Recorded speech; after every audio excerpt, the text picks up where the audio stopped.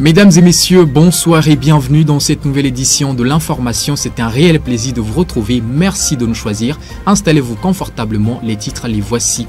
Nous parlerons du Fonds national de la finance inclusive. Après environ 9 ans de mise en œuvre, le bilan du dit programme financier fait état de 108,12 milliards de francs CFA octroyés à plus de 1,8 million de personnes. Nous y reviendrons. Autre sujet dans cette édition, les autorités togolaises devront redoubler d'efforts en ce qui concerne la qualité des équipements et des soins dans les centres de santé maternelle. C'est l'une des conclusions d'Amnesty International suite à une enquête réalisée dans le cadre de la Journée internationale de la femme africaine. Puis au-delà de nos frontières, actualité au Niger, alors que le délai donné par la CEDEAO aux putschistes pour le rétablissement de l'ordre constitutionnel a expiré ce dimanche, la junte au pouvoir au Niger a annoncé la fermeture de son espace aérien. Nous y reviendrons dans un instant. Nous irons également en Libye. Les membres du Haut Conseil d'État du pays ont élu un nouveau président depuis ce dimanche. Il s'agit de Mohamed Takala. Il a remporté le scrutin face au président sortant, Khaled al-Meshri. Les détails tout de suite. C'est tout pour les grandes lignes de ce soir. Restez avec nous, nous décortiquons tout de suite. Le Fonds national de la finance inclusive, mis en œuvre depuis 2014 pour soutenir les couches vulnérables, poursuit son bonhomme de chemin. En 9 ans, ce sont tous 108,12 milliards de francs CFA qui ont été octroyés aux Togolais exclus des services financiers classiques. Le point avec Bernard Canvi. En procédant au lancement du Fonds national de la finance inclusive FNFI en 2014, le Togo avait pour ambition d'autonomiser les couches défavorisées afin d'en faire des acteurs du développement économique du pays. 9 ans après son lancement, le fonds continue d'enchaîner des performances. Selon le dernier bulletin d'information du fonds, à fin juillet 2023, plus de 108 milliards de francs CFA ont été octroyés aux populations exclues des systèmes financiers classiques. En effet, dans le système classique, les garanties exigées par les institutions de microcrédit sont souvent au-dessus des moyens des plus pauvres. Ainsi, le pari du FNFI vise à accorder à ces derniers des crédits à un taux presque nul. À ce jour, plus de 1,8 million de personnes issues de plusieurs couches socio-économiques ont bénéficié des crédits alloués via 13 produits. La principale locomotive du fonds est le produit d'accès des pauvres aux services financiers APSEF, qui a permis d'allouer 37,57 milliards de francs CFA, suivi du produit d'accès des agriculteurs aux services financiers AgriCEF avec 34,82 milliards distribués. Tout autre sujet dans cette édition, avec un taux d'incarcération estimé à 63%, le Togo est depuis quelques années confronté à un problème de surpopulation carcérale. Les prisons du pays se retrouvent parfois avec le double de leur capacité d'accueil initiale. Un constat qui a suscité un certain nombre de recommandations de la part de la Commission nationale des droits de l'homme, CNDH. Harold Messan-Ato pour les détails. Avec un taux d'incarcération de 63%, le Togo fait face à une situation de surpopulation carcérale.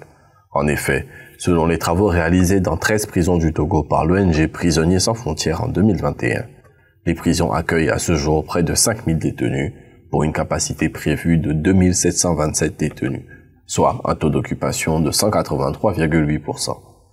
65% de ces prisonniers étant des personnes en attente de jugement. Cette situation de surpopulation carcérale entraîne de nombreux problèmes allant d'une prise en charge médicale et des infrastructures médicales insuffisantes à des lieux de vie dégradés et exigus. Même si la construction de nouvelles prisons est prévue, il est important de mettre en place des dispositions afin d'éviter que la situation se pérennise. La Commission nationale des droits de l'homme, CNDH, énonce des idées dans ce sens. Tout d'abord, l'organisation propose la construction dans les meilleurs délais d'un centre de détention à Lomé pour désengorger l'actuelle prison qui comptait près de 1049 détenus à la date du 31 janvier 2020 et 1105 à la date du 19 mars, soit un taux de surpopulation de plus de 293%. Celle-ci devrait à terme être dédiée uniquement à l'enfermement préventif. Enfin, elle demande l'adoption rapide par l'Assemblée nationale d'un nouveau code de procédure pénale avec des dispositions relatives à des mesures alternatives à la détention, notamment des travaux d'intérêt généraux pour les petits délits et le port du bracelet électronique. Nous parlons santé à présent. Les autorités togolaises doivent s'efforcer d'améliorer l'accès aux soins de santé, en particulier en ce qui concerne la qualité des équipements et des soins dans les centres de santé maternels. C'est l'une des conclusions d'Amnesty International suite à une enquête réalisée dans le cadre de la Journée internationale de la femme africaine. Les précisions avec Kofi Kligé. Les femmes togolaises ont commémoré le 31 juillet dernier la Journée internationale de la femme africaine. Mais loin des festivités et des thèmes développés ça et là, l'ONG Amnesty International s'est intéressée à la condition sanitaire de la femme togolaise dans les centres de santé. Après des enquêtes menées dans les centres de santé de Lomé et d'Aného, Amnesty International dit avoir remarqué un manque de personnel, un manque de matériel et une mauvaise qualité de soins prestés aux femmes. La mauvaise qualité de soins n'est que la résultante des deux premiers. Dans les maternités des centres visités, les sages-femmes sont en sous-effectif et doivent faire face à une charge excessive de travail. Selon les responsables d'une organisation des praticiens de la santé, le sous-effectif des sages-femmes s'explique par l'absence de concours de recrutement pour renforcer le personnel. Quant aux gynécologues, ils sont très rares dans les services publics de santé. Sur plus d'une centaine de gynécologues, à peine 2 dizaines servent dans le public. Le ratio sage-femme-femme est d'une sage-femme pour 14 000 femmes. Certains centres de santé ne disposent même pas de table d'accouchement et les femmes accouchent à même le sol. Selon Amnesty International, WESU, le programme national d'accompagnement des femmes enceintes et du nouveau-né, reste cependant impuissant à cause du manque d'infrastructures sanitaires, de matériel et de personnel qualifié et en nombre suffisant. La situation de crise actuelle dans la sous-région a des répercussions non seulement sur la politique des États, mais également sur leur économie. Face à la récurrence des coups d'État, certains investisseurs étrangers considèrent la région comme trop risquée. Une situation qui pourrait cependant profiter au Togo. L'instabilité dans la sous-région ouest africaine, frappée par le terrorisme et les différents coups d'État au Mali, en Guinée, au Burkina Faso et dernièrement au Niger, a entraîné de nombreuses réticences auprès des investisseurs européens et américains qui considèrent ces pays comme trop risqués. Dans ce contexte, certaines entreprises relocalisent leurs activités dans des pays comme la Côte d'Ivoire, le Bénin ou encore le Togo, qui sont considérés comme stables et démocratiques.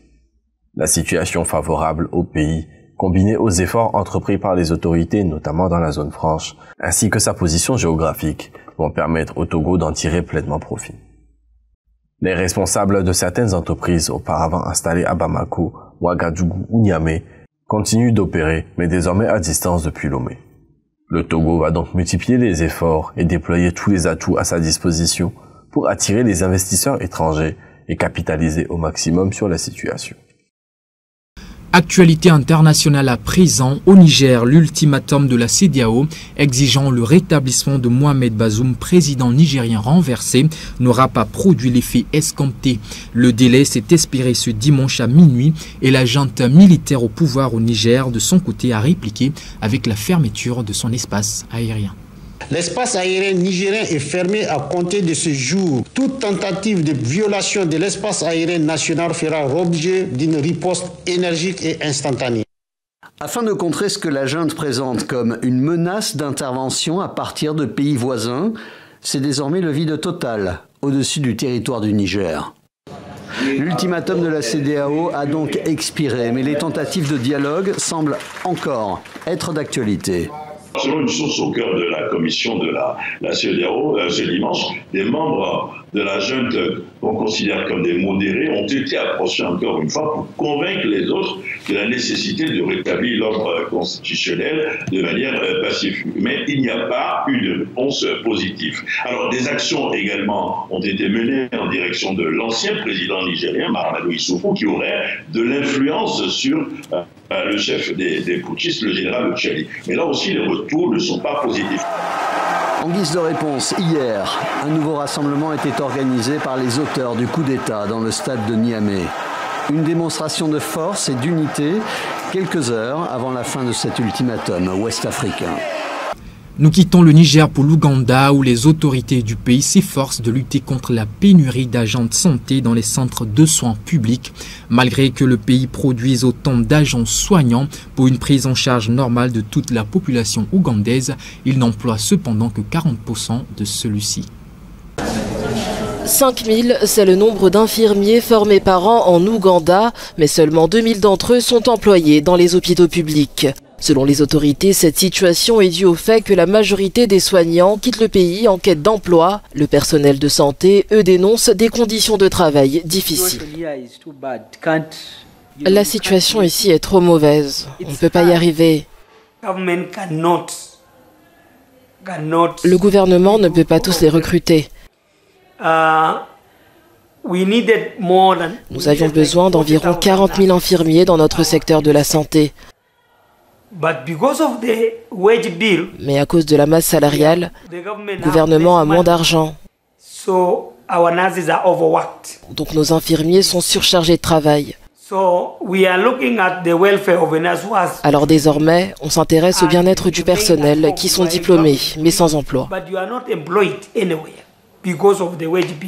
Alors que l'Ouganda se débat avec un nombre croissant de soignants sans emploi, de nombreux autres pays font désormais appel à leurs services.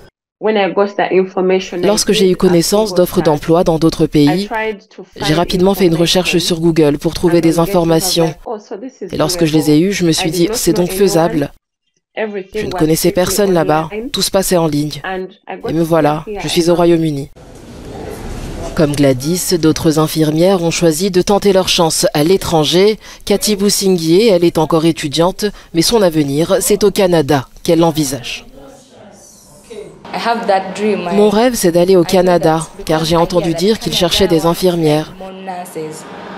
J'ai donc l'intention de travailler là-bas, car ils ont besoin de nous. De toute façon, si ça ne marche pas en Ouganda, il faut bien trouver autre chose. Notre objectif est de former des infirmières très compétentes. Non seulement pour travailler en Ouganda, mais aussi pour travailler dans toutes les régions du monde. Alors je ne pense pas que leur départ soit un problème. Leur formation permet à notre pays d'avoir des soignants et en même temps, cela peut aider les pays dans le besoin. Le ministère de la Santé a assuré que des politiques sont mises en place pour garantir un travail à tous les professionnels. Actualité en Tunisie, l'Union générale tunisienne des travailleurs a manifesté ce week-end contre le gouvernement de Kais Saied. Parlant de l'immigration clandestine, le chef du mouvement dénonce une exploitation des pays africains par l'Occident et appelle ce dernier à prendre ses responsabilités. Les précisions. En Tunisie, lors de la commémoration de la bataille du 5e août 1947 dans la ville de Sfax, Noureddine Taboubi, chef de l'Union générale tunisienne du travail, s'est exprimé sur la question migratoire dans le pays. Les remarques de M. Taboubi interviennent alors que plusieurs migrants subsahariens ont été expulsés vers les frontières avec la Libye et l'Algérie. L'Occident doit comprendre que nous ne sommes pas ces gardes-frontières. Ils ont colonisé l'Afrique et d'autres pays pendant de nombreuses années. Il est temps de mettre en œuvre un véritable développement afin que les gens puissent vivre dans la dignité et la prospérité. Mardi, le président Kais Saied a nommé un nouveau Premier ministre dans un contexte de tensions politiques et sociales, d'inflation et d'endettement. En allusion à la nomination du nouveau chef du gouvernement, Ahmed Hachani, M. Taboubi affirme que l'important n'est pas de remplacer un responsable par un autre. Il ne s'agit pas de changer de visage, mais de changer de politique et de stratégie. Le nouveau Premier ministre a-t-il le pouvoir de prendre des décisions? Sera-t-il ouvert aux composantes de la société pour surmonter les difficultés et les défis de notre pays? En juillet dernier, Kais Saied a signé un accord d'1 milliard d'euros pour lutter contre l'immigration clandestine avec l'Union européenne, seulement quelques mois après ses propos incendiaires sur la migration subsaharienne. Et on en parlait dans les titres en Libye. Khaled al-Meshri n'est plus le président du Haut Conseil d'État libyen. Il est désormais remplacé par Mohamed Takala, élu ce dimanche par les membres du Conseil. Il a battu le président sortant Khaled al-Meshri par 67 voix contre 62. Le Haut Conseil d'État libyen a un nouveau président. Mohamed Takala a été élu dimanche à la tête de cette institution. Il a battu le président sortant Khaled al-Meshri par 67 voix contre 62. Le Conseil d'État libyen est un organe consultatif basé à Tripoli, siège du gouvernement reconnu par la communauté internationale. Cette cérémonie démocratique et électorale s'est déroulée conformément au règlement élaboré par le Conseil suprême de l'État. Chaque année, il y a une élection pour sa présidence.